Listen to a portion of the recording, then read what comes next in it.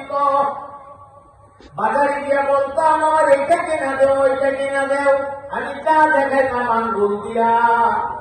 বাবার কষ্ট হইল, বাবা বাড়ি কিনা দিত। ভাইরে, যার বাবা নাই সে বুঝে বাবা কত বড় ধন।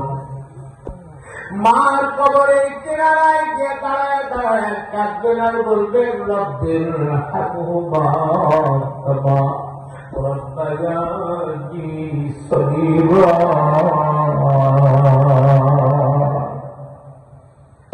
হাইয়া মা যাদের নাই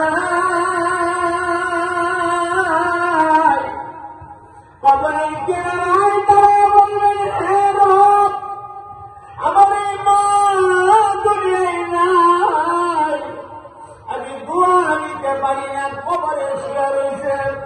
আল্লাহ আমার জীবনে মায়ের পেটে থাকাকালীন আমি কয়বার মার কলিজাত লাথি দিয়েছি কোনো হিসাব নাই।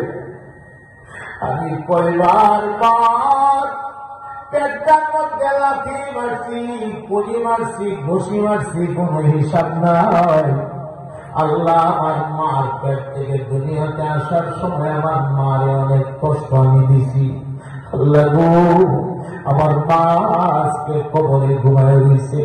আমি সন্তান হয়ে আপনার কাছে মুনাজাত দিয়ে বললাম, আপনি দয়া করে আমার পায়ের কবরটারে জান্নাতের বাগান বানায় দেন, মনে রাখবেন বাবা। আমি জালালি হুজুরের দিয়া দোয়া করাইলে আমাদের মুফতি শাহ হুজুর, হাজী শাহ হুজুর, হযরতুল আল্লাহ মুফিদুর রহমান আসদি শাহ হুজুরকে দিয়া দোয়া করাইলে আপনাদের মসজিদের ইমাম, মসজিদের ইমাম নুরুল ইসলাম সাহেবের দিয়া দোয়া করাইলে এই ফজিলত পাইবেন না। যেই ফজিলত আপনি নিজে মার জন্য করলে যেই ফজিলত হবে, কোন মা সন্তানের জন্য দোয়া করলে যেমন ডাইরেক্ট কবুল হয়ে যায়, কোন সন্তানও যদি মা বাবার জন্য দোয়া করে এই দোয়াটাও আল্লাহর দরবারে ডাইরেক্ট কবুল